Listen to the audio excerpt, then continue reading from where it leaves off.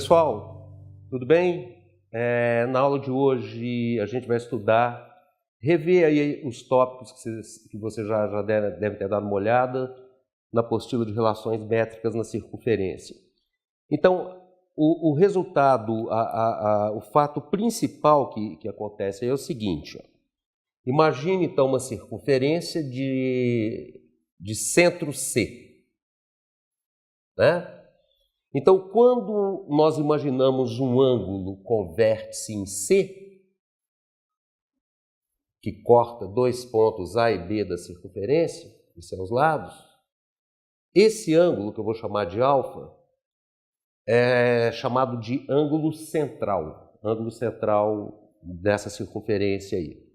Então, a circunferência tem vários ângulos centrais. Se você abrir isso daqui, ele aumenta, se você diminuir, né? Se você fechar, ele diminui e tal. Agora, por qualquer ponto da circunferência,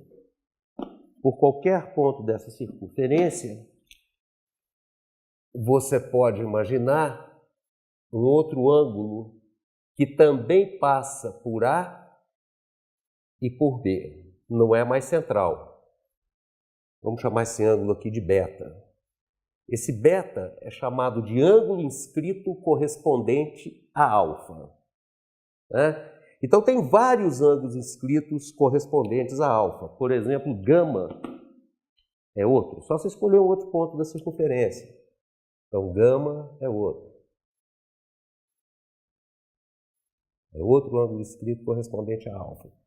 Cada ponto da circunferência, por cada ponto da circunferência, você pode considerar um ângulo inscrito correspondente a alfa, que é justamente aquele ângulo por aquele ponto, que tem vértice naquele ponto, e que contém os pontos A e B, que fazem parte dos lados do ângulo inicial central alfa.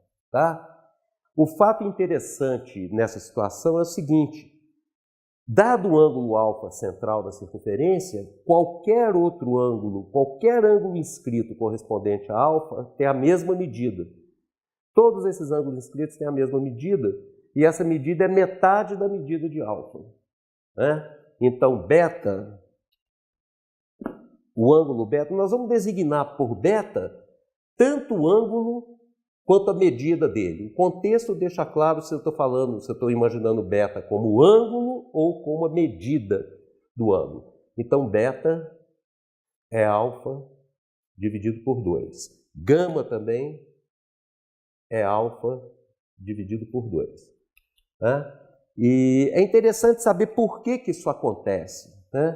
Por que os ângulos inscritos correspondentes ao mesmo ângulo central, todos medem a metade do ângulo central. Para entender por que isso acontece, você tem que lembrar só o seguinte, ó. Dado um triângulo qualquer, vamos imaginar os três ângulos internos desse triângulo, alfa, beta e gama. A gente sabe que a soma desses três ângulos, das medidas desses três ângulos, é 180 graus. E a soma das medidas dos ângulos internos de um triângulo é sempre 180 graus. Agora, um triângulo também ele tem os ângulos externos. Então, olha só, o ângulo externo correspondente a alfa, você obtém prolongando um desses lados aqui, ou esse ou esse. Vamos imaginar isso daqui, ó.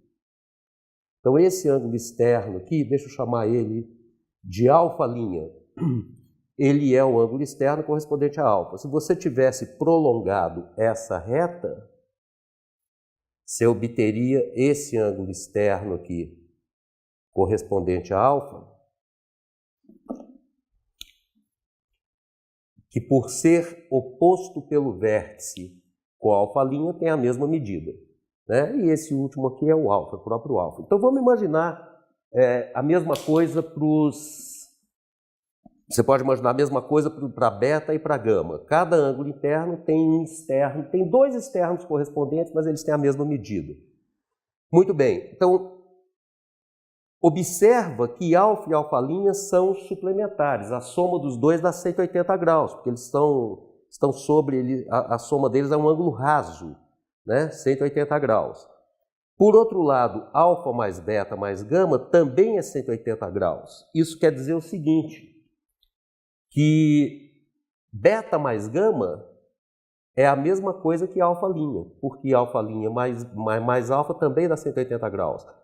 Isso nos diz que o ângulo externo correspondente a alfa mede a soma das medidas dos ângulos, dos outros dois ângulos, beta mais gama. Se você tivesse desenhado aqui nesse vértice, o ângulo externo correspondente a gama mede a soma das medidas de alfa mais beta, pela mesma razão, né? Então, esse fato que você tem que lembrar para entender porquê daquilo ali, ó. Então, vamos ver por que aquilo lá ocorre. É bem simples e bem interessante. Deixa eu fazer um desenho novo aqui.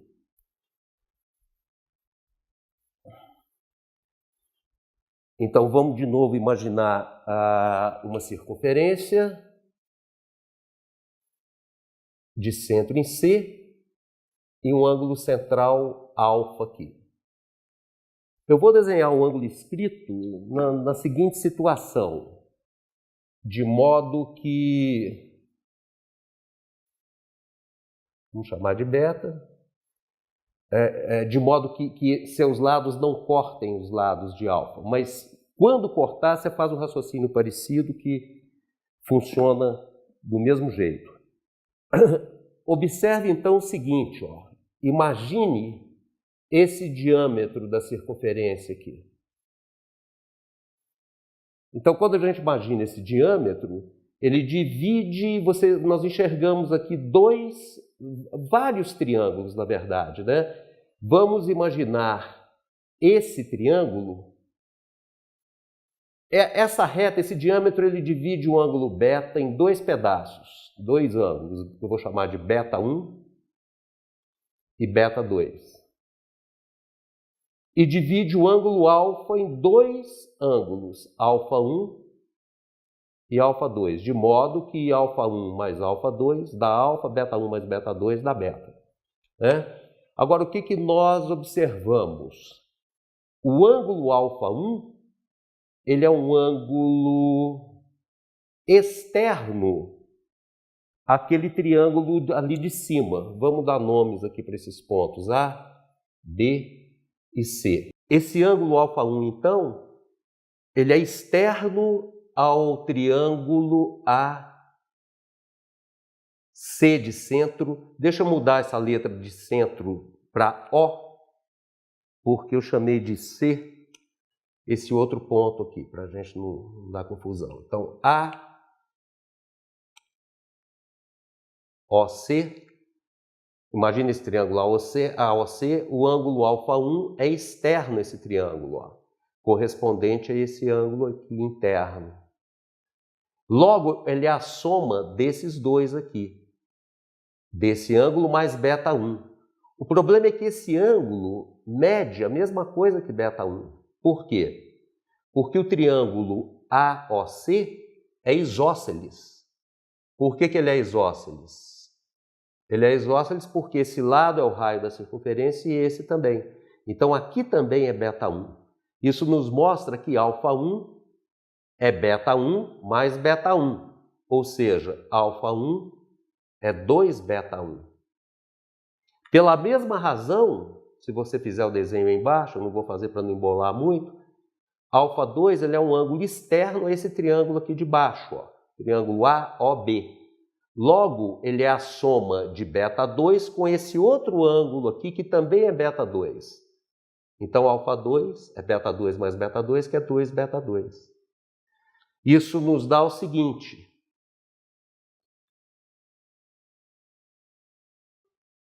Isso nos dá a seguinte informação. Somando membro a membro essas duas igualdades, no primeiro membro a gente vai ter alfa 1 mais alfa 2. No segundo membro, 2 beta 1 mais 2 beta 2, que é 2, ponho 2 em evidência, beta 1 mais beta 2. Agora, beta 1 mais beta 2 é o beta. Isso aqui é 2 beta. Isso é 2 beta. E alfa 1 mais alfa 2, Cadê o alfa 1? Mas alfa 2 é o alfa. É por isso, então, que alfa, que é o ângulo central, é o dobro de beta, que é o ângulo inscrito. Ou, se quiser, beta é alfa dividido por 2, como a gente tinha antecipado aí. Tá certo? Então, essa é a razão, aquele fato sobre triângulos é que demonstra esse fato sobre circunferências, a relação entre ângulo central e inscrito correspondente. Tá certo? Muito bem. Agora, o que vem a ser, então, as relações métricas na circunferência? Elas são frutos dessa situação aqui, desse fato, dessa relação entre o ângulo central e o ângulo inscrito. Vamos a elas, então.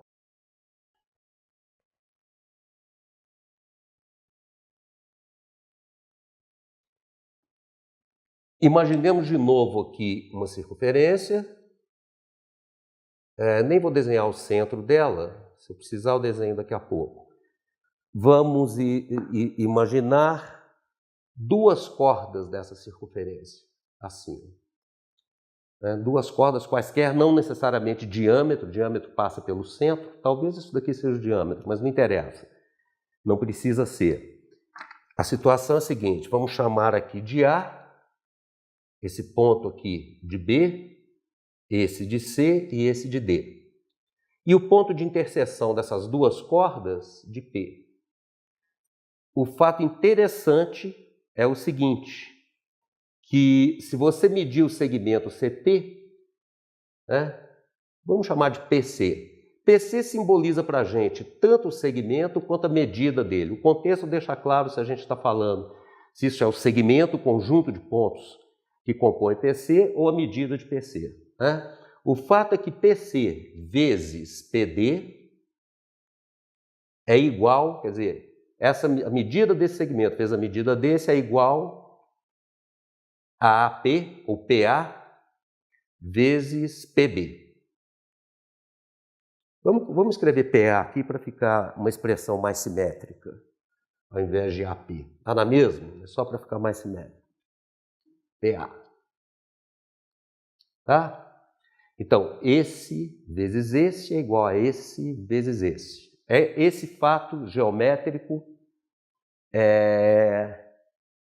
tem uma razão de ser, isso não é mágica, matemática não tem mágica, né? E a razão de ser é uma consequência daquilo que a gente acabou de estudar, que é o seguinte, imaginemos esses dois triângulos aqui, ó. Esses dois triângulos, o de cima e o de baixo, o APD e o CPB. Esses dois triângulos são semelhantes. Um é uma ampliação, esse daqui é uma ampliação desse.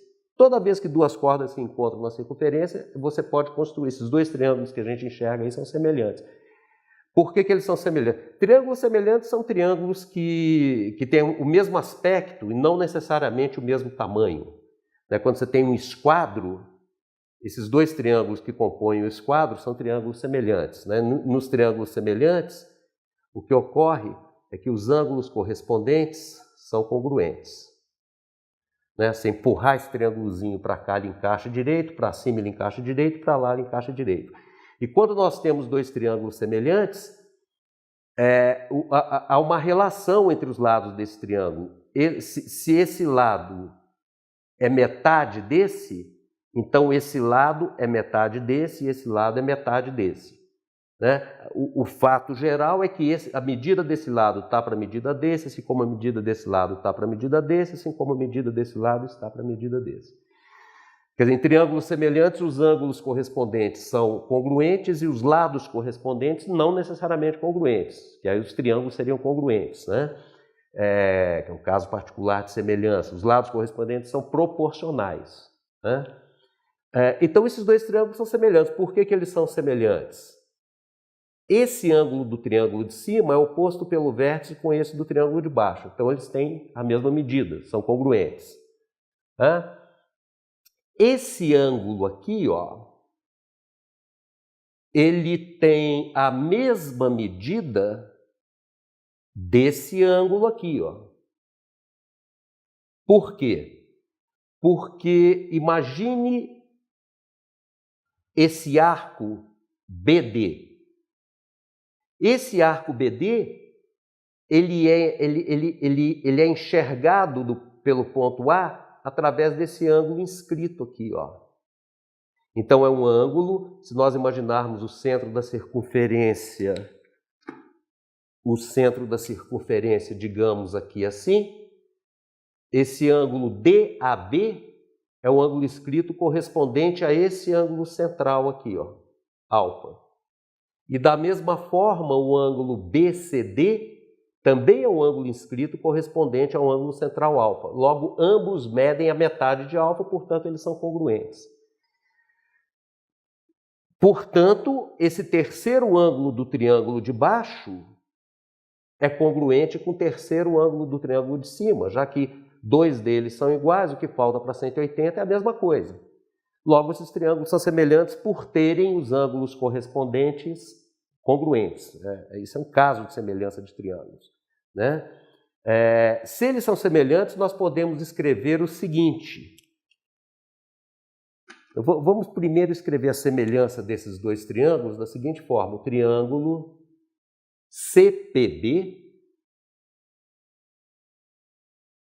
ele é semelhante ao triângulo, na mesma ordem aqui, ó. C corresponde a esse ângulo, então A, que corresponde a ao ângulo congruente aqui no triângulo de cima, PD. Em triângulos semelhantes, lados correspondentes são proporcionais. Então, nós podemos dizer que CP está para AP, assim como PB está para o correspondente aqui, PD. Quando você vai expressar a semelhança de triângulos, é importante que você coloque os vértices na ordem de semelhança. Então, qualquer segmento que você pegar aqui corresponde ao segmento na mesma ordenação aqui, certo? Se vale essa razão de semelhança, então, se você multiplicar em cruz, você vai obter exatamente isso que está aqui em cima, ó. CP vezes PD é igual a AP vezes PB. A menos da ordem das letras aí, isso é equivalente ao que está escrito aqui. Tá certo? Então, essa é uma das relações métricas na circunferência, né? Relações de medida dos objetos geométricos que aparecem na circunferência, né? Tem vários problemas e exemplos aí na apostila para você trabalhar usando simplesmente essa fórmula aqui, ou essa, do jeito que você quiser. É mais usual essa daqui, certo? Então, se aqui mede 8, aqui 5, aqui 4, aqui x, você encontra x usando essa formulinha. Tá certo? Um outro fato geométrico, uma outra relação métrica na circunferência se obtém na seguinte situação.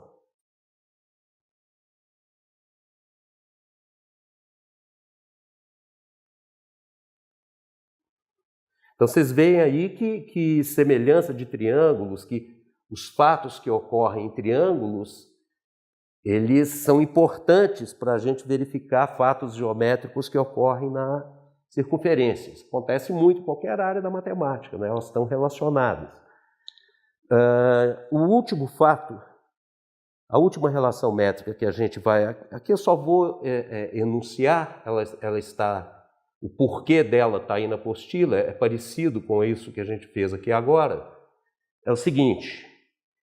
Imagine que você tem um ponto exterior a uma circunferência. E vamos imaginar um ângulo aqui, que tem esse ponto como vértice. Ele encontra essa circunferência nos pontos A, B e aqui embaixo CD.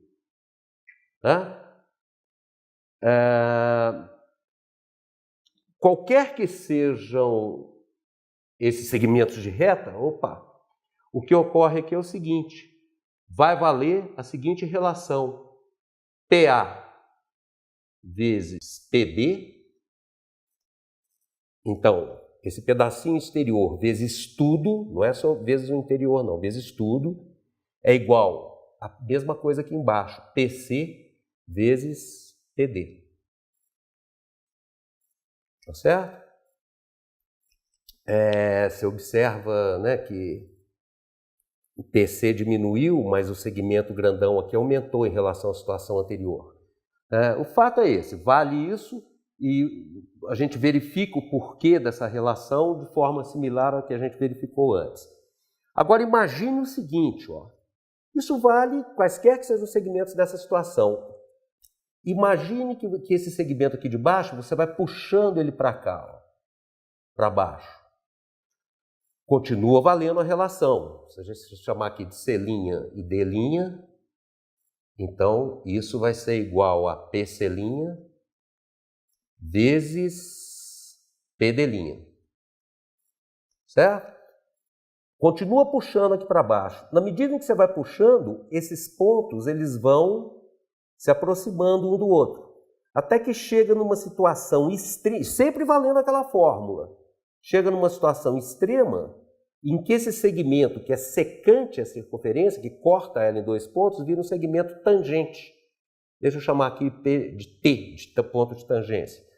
Então, uma situação anterior a essa daqui, vai baixando essa vareta. Uma hora ela só vai encostar na circunferência. Esses pontos vão se aproximando.